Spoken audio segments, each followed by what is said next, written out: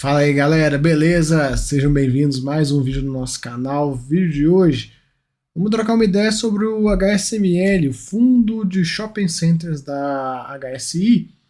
E, cara, mais um mês acompanhando esse fundo, a cota anda reagindo bastante, né? Pensar que há pouco tempo atrás a gente estava comprando esse negócio a menos de R$ 80, quem diria, né? A cota andou bem e a emissão, sim, tá na cara do gol, galera. Vocês não têm ideia, a emissão está assim no forno. Eu já consigo sentir o cheiro dela assim, né? Já tá ficando pronta. Vocês vão ver. É aquela coisa que eu falo de vez em quando, né? Toda a documentação, papelada, etc, já tá pronto. Tá tudo pronto. É só os caras pegarem e dar o enter, né? E enviar. Então, assim, vamos conversar um pouquinho sobre isso. São 157 mil cotistas, tá super próximo do patrimonial, vamos ver. Eu acho que agora vai, acho que agora passa do patrimonial e ele vai fazer emissão. E galera, a emissão desse fundo, nós como cotistas, temos que ser muito conscientes e participar. Claro, né? De outro lado, a HSI também não pode vir com uma taxa pornográfica de mais de 3% e tal. A HSI tem que mandar bem também, né? Aquela coisa, quem lembra, né, do Tropa de Elite, aquela cena do Rocha falando, né? Quem quer rir tem que fazer rir. Então, dona HSI, venha com uma taxa decente, não venha com uma taxa pornográfica, não invente moda. Por favor, pode até ser oferta pública, nem me importo com isso, mas tem que ser uma taxa decente, cara. Faz igual o LZR, aprende com o mercado, né? Não faz igual o XPML, por exemplo, não fazer uma taxa ridícula. Faça com uma taxa decente, porque senão fica difícil dos cotistas te ajudarem aí nessa missão. Afinal, o fundo precisa emitir. Ele tem essa necessidade. Então, espero que eles tenham consciência disso, né? Espero que eles tenham consciência disso. O grande destaque do HSML é que ele é o único fundo de shopping centers que é majoritário em todos os ativos e, juntamente com isso, ele tem o administrador exclusivo deles, é uma empresa do grupo deles. Claro, rola um conflitozinho de interesse, mas eles têm uma empresa que administra os próprios ativos. E qual que é o pulo do gato disso? Esse aqui é o único fundo de shopping que não brinca de comprar participaçãozinha, ficar fazendo trade em participação pequena em shopping center. Eu até estava conversando num grupo que eu faço parte, o pessoal comentou sobre isso. O HSML é o único fundo que de fato gere os shoppings que compra. Ele compra e ele opera os shoppings. Não é igual, sei lá, o VISC, que tem um monte de pedacinho de shopping center na pita PN nesses ativos. Você já conhece o significado do PN. E tá lá. Aí vende uma participação, compra outra e tal, não sei o que. Não, isso aí é comprar participação em shopping. Não é ser, de fato, um fundo de shopping que opera, que define, que apita, vamos fazer isso, vamos fazer aquilo e tal, não sei o que. O único que tem essa característica assim é esse cara aqui, de todos os fundos. Claro que tem outros fundos que tem 100% do ativo e tal, mas assim, característico mesmo é esse cara aqui. E por ter essa característica, ele tem o maior potencial de upside, o maior potencial de comprar um ativo que não seja tão legal e deixar ele mais legal ainda. Por exemplo, olha só que interessante, olha o Uberaba. O shopping Uberaba, o NOI cresceu 52% em relação ao ano anterior. Por quê? Mudanças que eles estão fazendo nesse ativo. O Paralela também, mesmo caso, né? E, por exemplo, no Paralela é um exemplo legal que eu gosto de dar, porque o VISC tem participação nesse ativo. E aí, tipo, toda essa melhoria operacional, quem está fazendo isso? É o HSML. O VISC está ganhando de quebrada nessa história, nem sabe o que está acontecendo, está lá ganhando de quebrada. Então, é bem interessante essa tese que ele tem. Acontece mesmo no mês. Ele realizou, né, uma liquidação extraordinária de juros acumulados que tinha de 51 cents, né? E ele teria que fazer isso de qualquer maneira, viu, galera? Porque ele está em carência de juros e amortização, então acaba que esses juros estavam acumulados e ele preferiu fazer uma amortização dessa questão. Lembrando que esse valor aqui, ó, isso aqui sai do rendimento do fundo. Então aquele valor acumulado que ele tinha é isso aqui, ó, saiu dele, não saiu do caixa do fundo, porque juros transita pela DRE, amortização não. Então ele fez isso. E por que ele fez isso? Foi uma maneira de estender a carência. Então, por que a HSI está fazendo esse movimento? Qual que é a jogada? Qual que é a, digamos, pegadinha? No caso não é pegadinha, mas qual que é a jogada por trás disso? Segurar o patamar de distribuição do fundo um pouco mais elevado, resolver uma pendência, uma despesa que ele iria ter que pagar de qualquer maneira, e com isso ele segura a distribuição. Ele até coloca, a extensão da carência significaria uma redução de 10% das despesas financeiras no ano de 24. Isso ajuda, né, o fundo a conseguir entregar mais rendimentos para a gente. Entregando mais rendimentos para a gente, a cota tende a passar o VP. Então eles estão fazendo, vocês já estão vendo as movimentações que a HSI vem fazendo nos últimos meses para conseguir emitir. Tiraram taxa de gestão, estão fazendo esse movimento agora. Então a gente vê que eles estão se movendo para tentar fazer o fundo entregar o máximo possível para a cota subir eles fazerem a emissão. Cara, está na cara, assim, tá esfregando na nossa cara, assim, ó, que vai ter emissão. Tô esfregando, assim, deixa essa cota, deixa esse fundo bater uns R$100 pra você ver se não vem emissão, até menos, dependendo. Se eles fizerem uma emissão com uma taxa decente, até menos. Então, assim, tá na cara que vai rolar. Portfólio segue entregando bem em relação ao ano passado, sobretudo as duas aquisições, né? A gente vê aí, duas aquisições essas que ele fez 100% alavancado, e foi bom, porque a gente estava num momento onde o mercado não permitia emitir, 2 fundos de shoppings fizeram emissão abaixo do VP, ele bateu o pé, falou que não ia fazer, e usou a alavancagem, que é o correto, né, galera? Não destruiu o valor, que ele gerou o valor usando a alavancagem. Agora que o mercado vai permitir emitir, ele vai e resolve a alavancagem. Então é assim que se usa a alavancagem de maneira inteligente, né? Então a gente vê aí os ativos que ele comprou estão voando, e ele coloca, olha só que interessante isso aqui. Entendemos que o cenário favorável de fundos imobiliários aos FIIs refletido na recente apreciação das cotas, já antecipando o início do ciclo da Selic, viabiliza uma nova janela de emissões aos fundos, sobretudo ativos reais. Você viu que ele jogou a palavra emissão. Por quê? Porque ele não vai virar e falar assim, ó galera, ele não vai escrever nunca isso. Ó galera, a cota passando o VP, nós vamos emitir. Não, ele começa a falar disso, joga a palavra emissão. Então é assim que você vai ler o que o gestor te coloca nas entrelinhas. E eu confesso para vocês, assim, não é me achando nem nada, mas eu vejo que eu tenho uma habilidade legal de fazer isso. Até já conversei com o gestor, o cara, né, depois de um vídeo do relatório, o cara falou, velho, parece que você entrou na minha cabeça e falou tudo.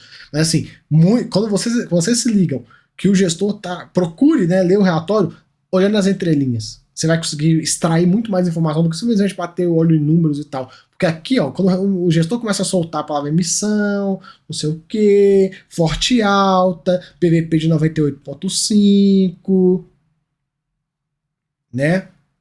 Então ele já vem falando, né? Ele já vem falando aí. Ele coloca, importante ressaltar que o fundo já conta com o lastro dos ativos adquiridos em 2022 em eventual oferta. Resumindo, vou fazer uma emissão a pagar a alavancagem. Vocês estão se ligando, né? Ele já está colocando ali para a gente. Já até sei qual que é a destinação dos recursos da possível emissão. E o guidance para os próximos 6 meses é entre 70 e 74. Né?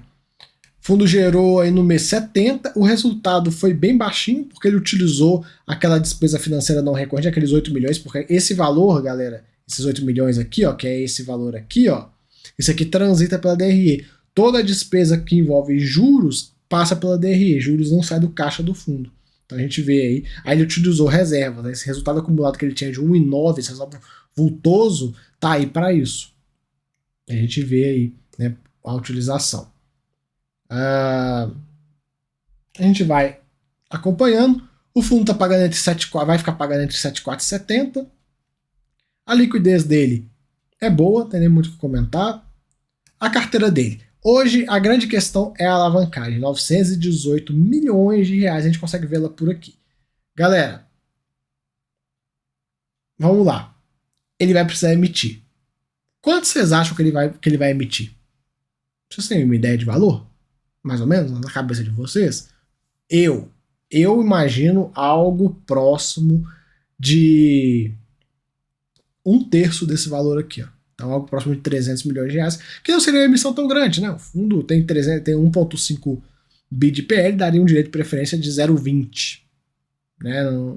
Não é nada absurdo, dá para emitir um pouco mais, dá para puxar aí algo próximo de 500 milhões, ficaria até melhor, mas a priori já endereça bem. Se ele emite aí algo próximo de 300 milhões de reais, ele já consegue endereçar muita coisa, né? Ele consegue passar a régua, por exemplo, nessa dívida, nessa e nessa, que daí mais ou menos mais ou menos 200 milhões de reais, fica com o dinheiro em caixa, reforça esse caixa dele bastante, e aí vai bancando as outras. O que eu acho que ele deve fazer, eu imagino que ele vai mirar nessas dívidas CDI, que são bem caras, né? Mesmo com a Selic caindo. A dívida IPCA é cara, mas não é nada assim tão absurdo. Se a gente for falar só de dívida CDI, a gente está falando em algo em torno de 100, 200, uns 360 milhões de reais. Então, se ele emitir 500, liquida tudo que é CDI, sobra ainda uns 200 e poucos milhões e tal, dá para até liquidar mais um IPCA. Então a gente vai acompanhando para ver.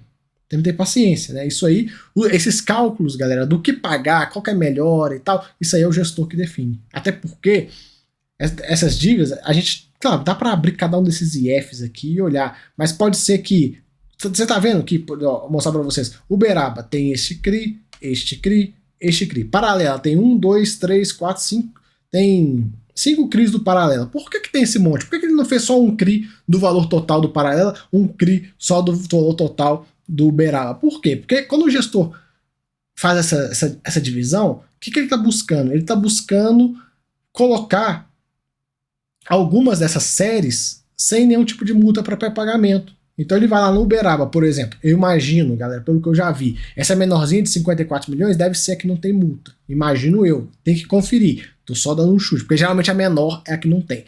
Enfim. Então, você coloca 54 milhões. Ah, a do Paralela, a gente tem... Deixa eu tirar esses highlights aqui. Do Paralela, a gente tem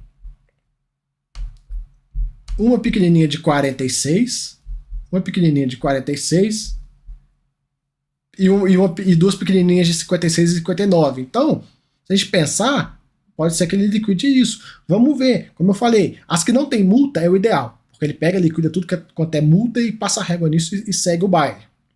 Já as que tem multa, tem que analisar se vale a pena pagar ou não essa multa, porque às vezes, galera, não vale a pena pagar a multa não faz sentido e tal. Às vezes é melhor o fundo pegar essa grana, botar numa renda fixa, comprar um CRI, fazer um hedge da dívida, então, enfim, tem várias possibilidades que ele pode fazer para resolver esta questão da securitização, mas que ele saiba disso, você cotiza do HSML, saiba que ele tem que emitir. Ele tem que emitir. Ponto final. Até porque não tem a necessidade de caixa dele, né? O caixa dele dura até o final de 24. Então, assim, ele precisa emitir para endereçar essas questões. Seria muito bom ele fazer uma emissão aí na casa de uns 500 milhões, pré-pagar tudo o que der para pré-pagar, o que sobrar de grana, ou ele investe em caixa, ou se aparecer alguma oportunidade, ele ir lá e comprar um ativo. Porém, olha só, para ele fazer isso, galera, esse ativo, como ele tem essa característica de ser majoritário em tudo, acaba que, sim, para ele comprar um ativo inteiro, necessita de um pouco mais de dinheiro, né? Um shopping center aí barato, pequeno, coisa de 200 milhões de reais, então ele vai precisar de uma grana um pouco mais elevada, mas ele pode, né, assim, falando de mim, se eu fosse gestor, a primeira coisa que eu ia fazer é endereçar a dívida. Primeira coisa, cara, emite, pega aí que seja 500 milhões, 300 milhões, 400 milhões, enfim, enderece a dívida, deixa a situação de caixa do fundo, deixa isso aqui não ser mais um problema para o cotista, deixa aí o fundo ficar sem necessidade de caixa até, sei lá, 2030, estou chutando assim, deixa a situação extremamente confortável no que está de dívida, porque a gente nunca sabe se essa alta que está tendo agora no mercado é algo duradouro ou se é só um voo de galinha. Então você enderece a situação da dívida, deixa a dívida confortável, e aí depois, passa um tempo, você faz uma segunda emissão para pegar e partir para uma compra de ativos, deixando esse dinheiro seu lá paradinho, bonito, aí você não tem dor de cabeça. Hoje, galera, o caixa rentabiliza muito bem, né? Se ele botar uma renda fixa, vai render líquido aí pro cotista uns 9%, 8%. Então, assim, já dá o que um shopping ia dar. Se ele fizer um hedge, imagina, se ele comprar CRI CDI, se ele fizer qualquer tipo de hedge, ele consegue zerar a despesa financeira disso aqui. Então, tem muita coisa que ele pode fazer, mas o ideal é colocar o fundo numa situação onde a alavancagem não seja mais um fator na análise de risco. Claro, sempre vai ser um fator? Sempre vai ser um fator de risco. Mas se você tem caixa até 2030, por exemplo, está super tranquilo, é um risco que existe, mas está endereçado e segue o baile, você nem se preocupa. Então, assim, para mim, o primeiro passo na emissão desse fundo é dívida. A prioridade dele tem que ser dívida. Mas resolveu a dívida? Beleza, agora vamos partir para comprar ativo. Porque senão você fica igual, por exemplo, o RECT. Você tem uma necessidade, as dívidas estão apertando o seu pescoço, você tá lá fudido, e aí você tá lá comprando Matarazzo. Então não dá, meu irmão. Imagina você tá fudido, todo quebrado, passa um cartão estourado, o escambau, aí você vai lá na concessionária e compra um carro zero financiado. Pô, não dá, meu amigo, não dá, né? Mesmo se compra um carro zero à vista, não dá. Então, assim, fundo que tá com essa questão da dívida, e aqui nem é problema ainda, né? Não tá numa situação emergencial e tal, tá de boa ainda, mas tem essa questão da emissão. O ideal é endereçar essa questão para depois partir, porque aí reduz o risco do fundo, o mercado vai olhar e vai falar, não, realmente, esse fundo reduziu o risco. E aí começa a comprar e a cota só tende a caminhar cada vez mais, beleza? Passamos a régua nesse assunto. Falando dos indicadores, né? A gente tem aqui, ó, vendas anuais cresceram 5% e 12% em relação ao mesmo mês de 2022. E no acumulado do ano também tá indo legal. O NOI por metro quadrado dá R$91, o que dá aí 0,8% ao mês ou 10% ao ano, que é um rate muito bom, né, desse fundo. Inadimplência tá de boa, tudo baixinho. Aqui a gente tem comparação só 22. Cara, eu já falei, né, podia comparar com 19, já falei isso várias vezes. Uma pena, né? E a gente vê o NOI aqui, custo de ocupação, inadimplência, nem dor de cabeça. A ocupação tá um pouquinho, assim, baixa, é o menor patamar do último ano. Vamos acompanhar para ver se começa a reagir. Composição da receita, composição do NOI, a gente vê que cada um disso aqui é um shoppings, a legenda tá aqui embaixo, a gente consegue ver.